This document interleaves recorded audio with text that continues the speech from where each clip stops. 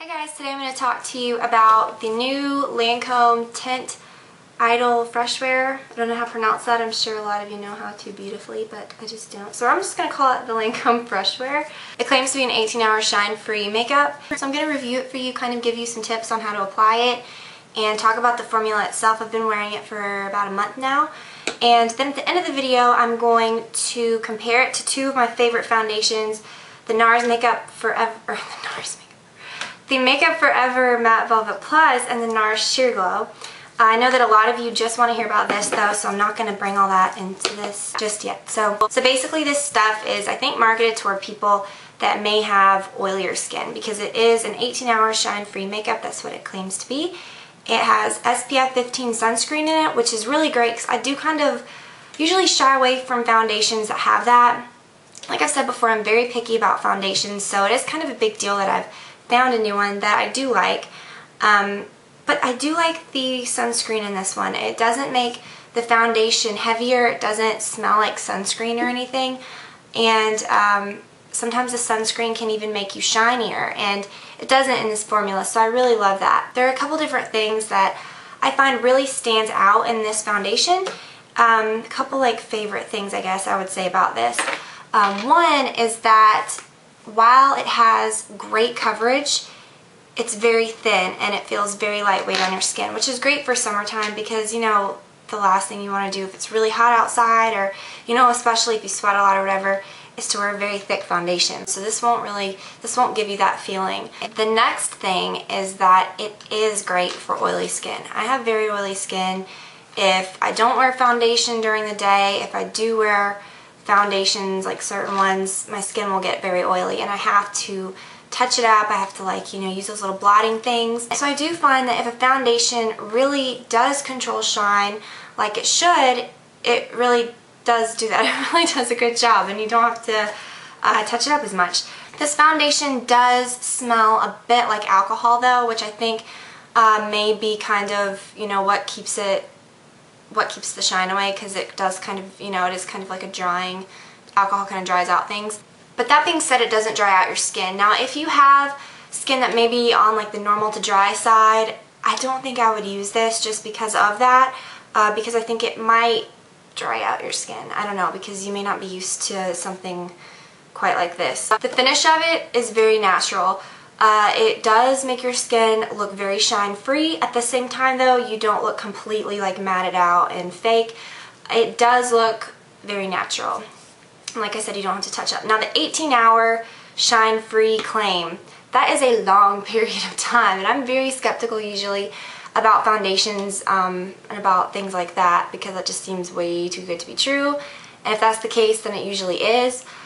I have not set a stopwatch and, you know, tested this 18-hour theory, but I will say that when I do put it on in the morning, from the time that I take it off in the evening before I go to bed, it really does look good. And it looks pretty much, you know, close to the same as when I put it on, and I know that's kind of strange, and it has been very hot here lately, so I think that I've really picked a good time to test it out, or a bad time, however you look at it. It does say that it's for normal to oily skin, so that's what I would stick to. So maybe if you're more like dry or even normal and then you get, you know, some dryness, I might skip this. Now when I apply this, I find that like when I apply different things, the way that I choose how I'm going to apply it, whether it's like a sponge, a brush, or my fingers, or whatever, is the thickness of the product. A product like the Makeup Forever, that's thicker. So you can use, you know, brushes that are going to buff it in. This is my Sigma 197, like this. It may be called something different now. I think it is called something different now, but the one that looks like this, because it really buffs in the thicker products. Something you could even use like a, you know, foundation brush.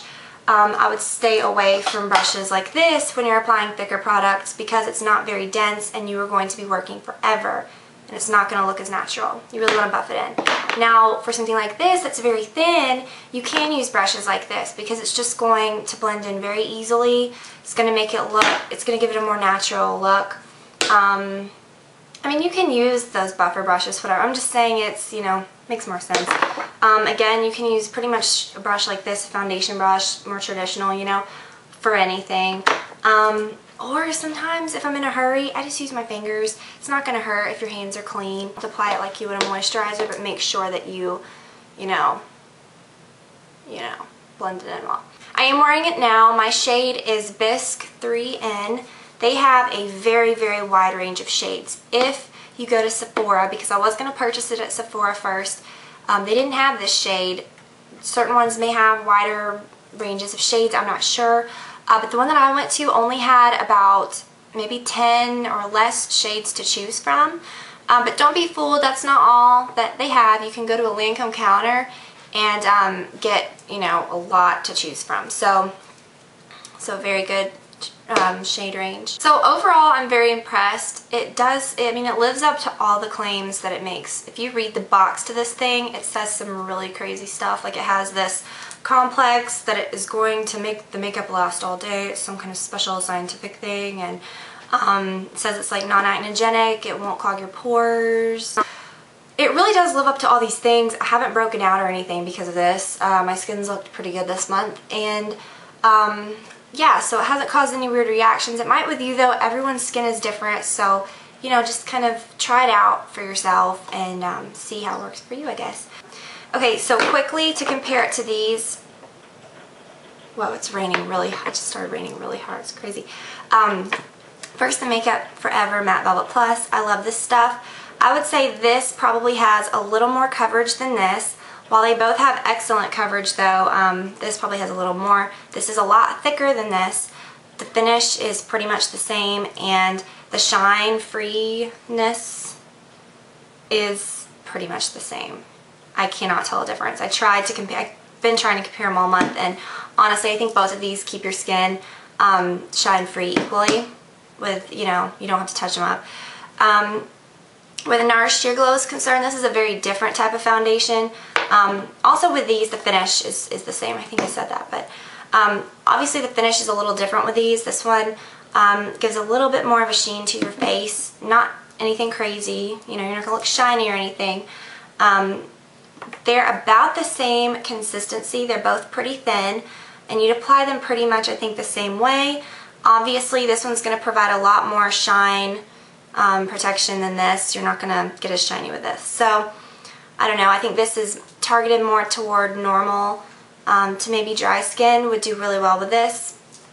Oilier skin, I would go with this. But both really good foundations. The NARS lasts a long time. This one lasts a long time, like the wear on your skin.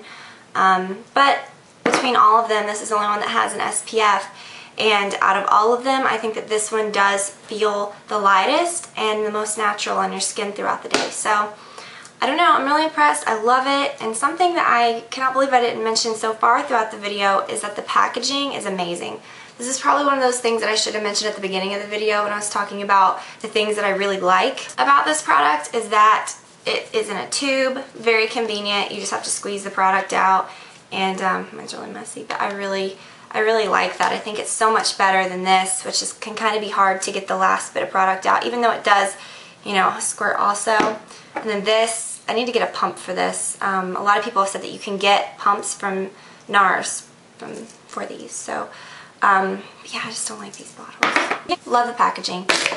So yeah, that's it, and I hope that maybe you guys will try it out if you've been looking for something like that has SPF for oily skin that's not gonna make you shiny, and it feels pretty lightweight and natural. So I really love it. I hope that you guys will try it if you think that it might work for you. Again, form your own opinions, because this is just kind of a guide.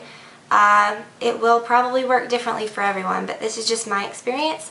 But anyways, I hope it was helpful, and I'll talk to y'all very soon. Bye.